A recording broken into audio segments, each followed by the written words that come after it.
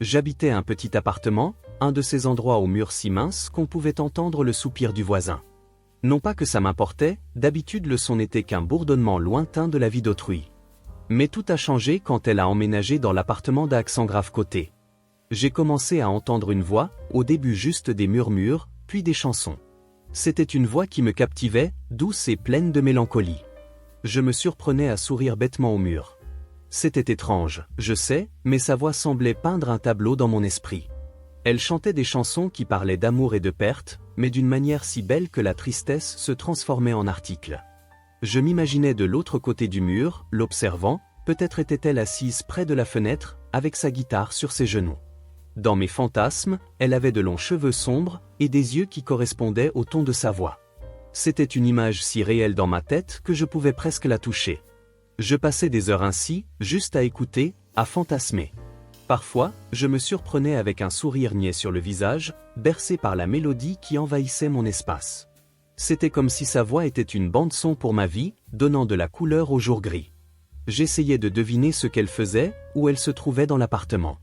Chaque note semblait me raconter un secret sur qui elle était, et j'étais accro à démêler ses mystères. Je savais à peine que cette passion allait devenir une obsession dangereuse. Je ne l'avais pas encore vue, pas même un aperçu. Ma passion était purement auditive, alimentée par l'imagination.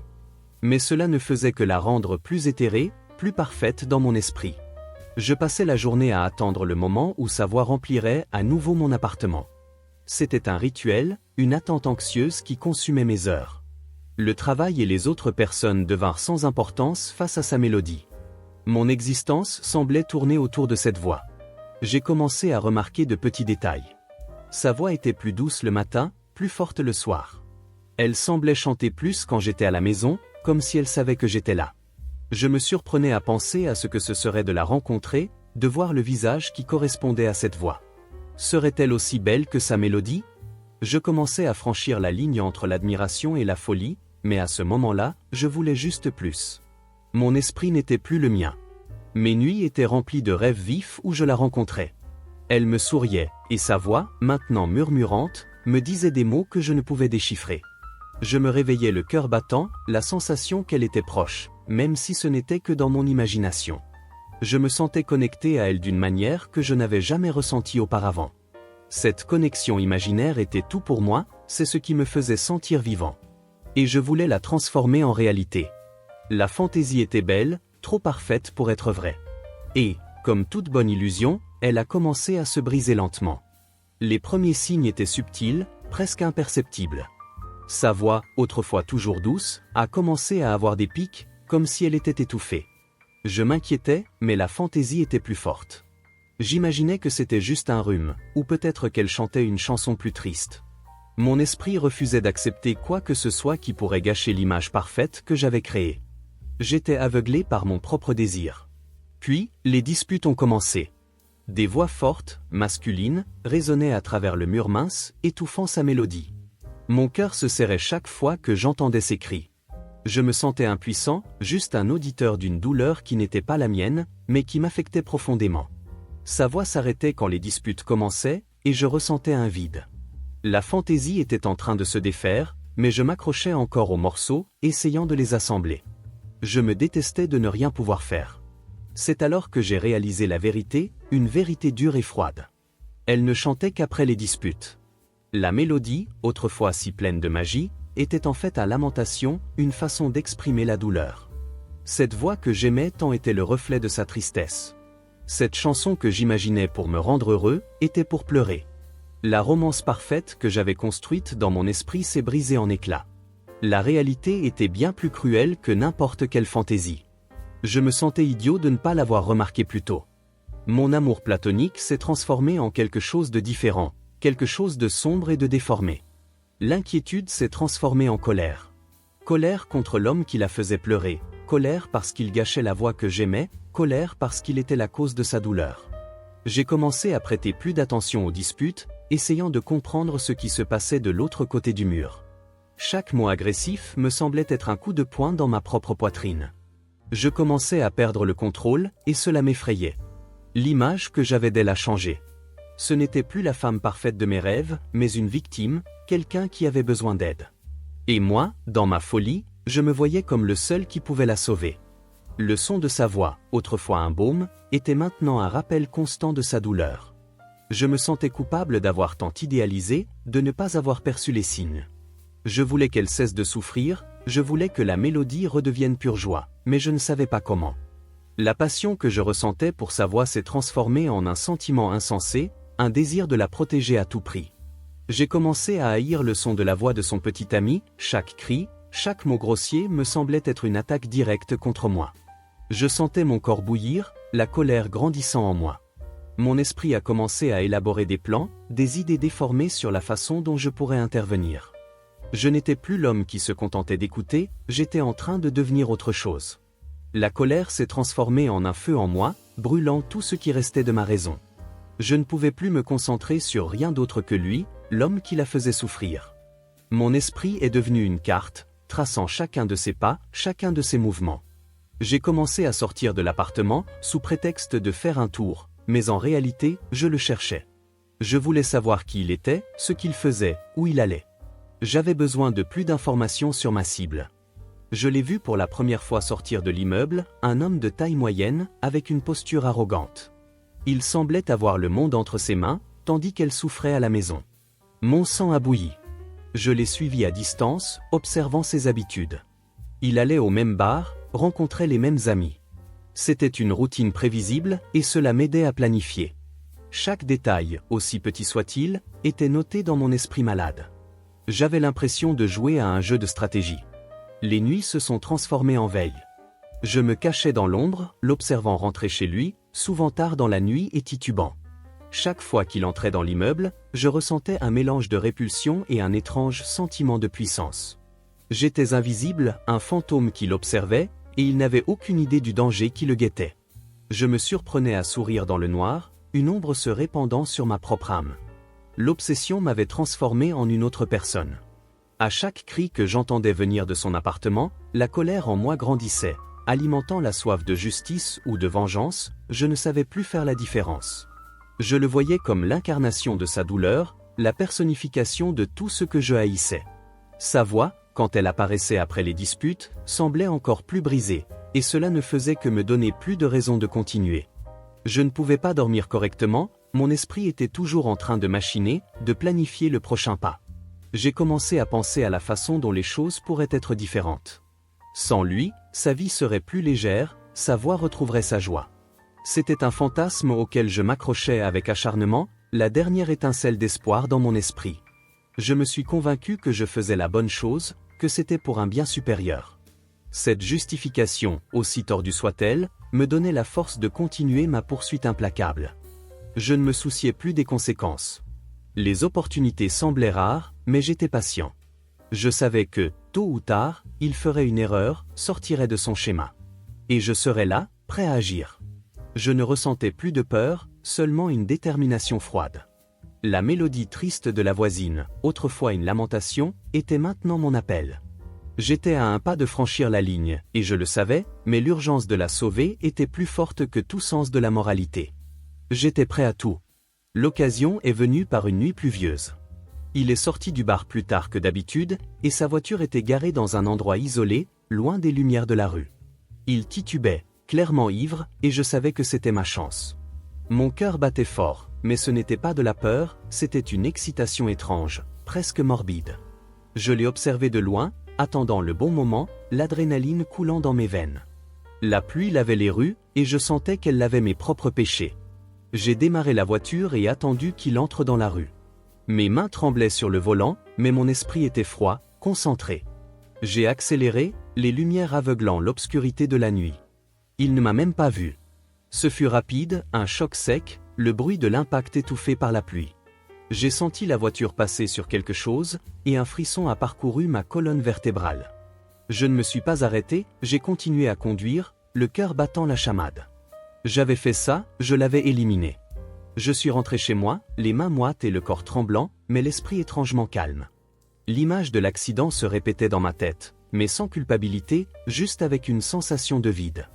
J'avais accompli ma mission, libérer la voix de la voisine. Je me suis allongé sur le lit, épuisé, attendant. Attendant quoi? La mélodie, bien sûr. J'avais besoin de savoir si mon action avait eu un effet.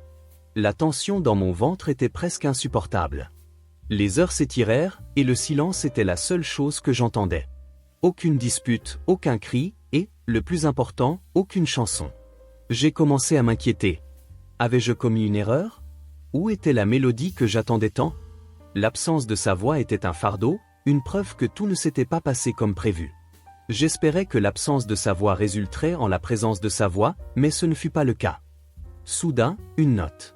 Une seule note, puis une autre, et alors sa voix se fit entendre. Ce n'était pas la mélodie triste et brisée d'avant, mais quelque chose de différent, plus doux, presque un murmure. C'était une chanson de deuil, je l'ai réalisée, un adieu. Mon cœur s'est effondré. Elle chantait pour lui, l'homme que j'avais retiré de sa vie. Mon cadeau s'était transformé en plus de douleur pour elle. Mon salut avait été, en fait, une tragédie. Ce fut la dernière fois que je l'ai entendu chanter. La mélodie a disparu, et le silence est revenu régner dans l'appartement d'Accent Grave Côté. Je me suis senti un monstre. J'avais pris la vie d'un homme, ce faisant, j'avais pris sa musique. L'ironie était cruelle, la beauté de sa voix qui m'avait poussé à faire cela, était maintenant réduite au silence par ma propre action.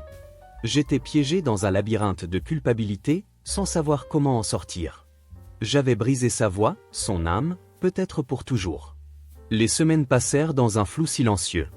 Je l'entendais toujours de l'autre côté du mur, mais ce n'était que des sons banals. Des pas, le bruit de la télévision, le tintement de la vaisselle. Sa mélodie, celle qui m'avait consumé, avait complètement disparu. Je me sentais étrangement vide, comme si une partie de moi était morte avec la musique. La culpabilité me rongeait, mais en même temps, une nouvelle obsession commençait à prendre forme dans mon esprit. J'avais besoin de me rapprocher d'elle, de la réconforter. J'ai décidé d'agir. J'ai commencé à la rencontrer dans le couloir, dans la buanderie de l'immeuble, dans l'ascenseur. Je forçais un sourire, un bonjour décontracté. Elle semblait distante, les yeux marqués par la tristesse. Je me présentais comme le voisin, offrais mon aide avec les sacs, avec n'importe quoi. Elle acceptait l'aide d'un signe de tête, mais toujours avec une expression de fatigue.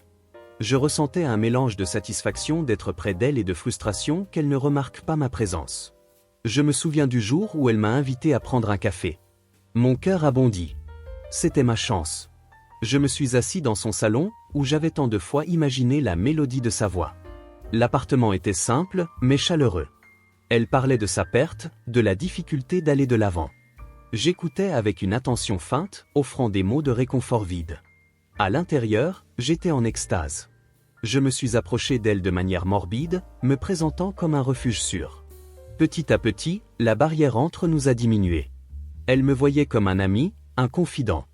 Elle me parlait de son petit ami, des disputes, de la douleur qu'il lui causait. Je l'écoutais avec un air sérieux, feignant l'empathie, mais à l'intérieur, je ressentais une pointe de triomphe. J'étais le sauveur, le héros déguisé.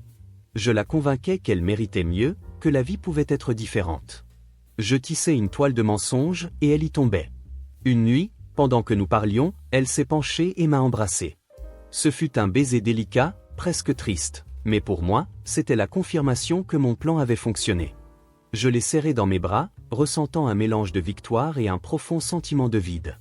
J'avais conquis ce que je désirais tant, mais le prix avait été élevé. La femme dans mes bras était belle, mais ses yeux gardaient encore la douleur, et sa voix, la raison principale de mon obsession, était silencieuse. Conquérir la voisine, avoir ses lèvres sur les miennes, n'était pas comme je l'avais rêvé. Sa voix ne chantait plus. Son appartement était silencieux, sans mélodie, sans lamentation, sans rien. Je me sentais comme un collectionneur de papillons qui, après avoir obtenu l'exemplaire le plus rare, réalise que la vraie beauté résidait dans sa capacité à voler librement. Je lui avais volé sa voix, et maintenant, elle n'était qu'une coquille vide. Les jours devinrent monotones, teintés d'un repentir silencieux. Je l'avais à mes côtés, physiquement présente, mais son essence, celle que j'aimais, avait disparu. Je l'observais, cherchant une trace de la mélodie qui me hantait, mais il n'y avait rien. Son sourire était forcé, ses yeux distants. J'avais conquis ce que je pensais vouloir, et maintenant j'étais prisonnier de mes propres choix, seul au milieu de la foule. Le silence de sa voix était un écho constant de mon crime. Elle n'a jamais plus chanté. Sa guitare, que j'imaginais toujours entre ses mains, restait empoussiérée dans un coin de l'appartement. Je la voyais essayer de se reconstruire, d'aller de l'avant, mais sa musique était réduite au silence. J'étais la cause de ce silence, et le poids de la culpabilité m'écrasait chaque jour. Ce que j'ai fait ne l'a pas libérée, cela l'a seulement emprisonnée dans une tristesse différente, une tristesse sans mélodie. J'avais détruit sa seule échappatoire. Même si j'essayais, je ne pouvais pas la faire chanter. Je mettais de la musique, suggérais des films, tentais de raviver l'étincelle que j'avais un jour entendue à travers le mur. Mais c'était inutile. C'était un don que je lui avais arraché, un prix terrible pour mon obsession. Je me sentais un monstre, un voleur qui avait dérobé la beauté de quelqu'un. Ma propre bonheur était lié à sa voix, et maintenant qu'elle était silencieuse, j'étais moi aussi en silence intérieur. L'ironie cruelle de la situation me poursuivait. Je la voulais libre de sa tristesse pour qu'elle puisse chanter à nouveau, mais en essayant de la libérer, je l'avais réduite au silence pour toujours. L'amour platonique qui m'avait poussé s'était transformé en une obsession destructive, et le résultat fut un vide profond. Je me demandais si elle savait, si elle sentait que quelque chose n'allait pas, que mon amour était une farce construite sur une tragédie. Je me sentais coupable de chacun de ses sourires forcés. La nuit, allongé à ses côtés, je me souvenais de ses premières nuits, quand sa mélodie remplissait mon appartement. Je donnerais tout pour entendre une lamentation, un gémissement, n'importe quoi, juste pour retrouver sa voix. Mais il n'y avait rien. Le mur, autrefois une cloison pleine de sons, n'était plus qu'un mur, froid et vide. Mon âme aussi se sentait ainsi, froide et vide. Son silence était mon châtiment. Et ainsi, l'histoire d'amour que j'avais fantasmée s'est terminée dans un silence effrayant. Je l'avais, mais je ne l'avais pas vraiment. La voix, qui m'a captivé et m'a mené à la folie, était maintenant un fantôme, un souvenir douloureux de ce que j'avais détruit. Le voisin au mur mince, l'homme qui est tombé amoureux d'une voix, a fini par la voler, et en retour, il a gagné un silence qui le hanterait pour toujours. J'étais le gardien d'un sombre secret, et le prix de ce secret était ma propre paix.